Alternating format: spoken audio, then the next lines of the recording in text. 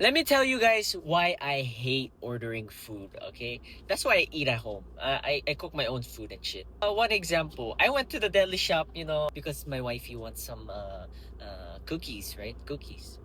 Yo, nina mote ko na ako.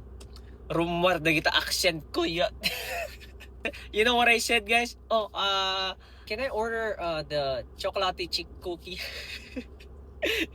It's supposed to be chocolate chip cookie, right? Chocolate chip cookie. Ngam, ana ti rumor di boses ko, okay na chocolate chip cookie. Oh.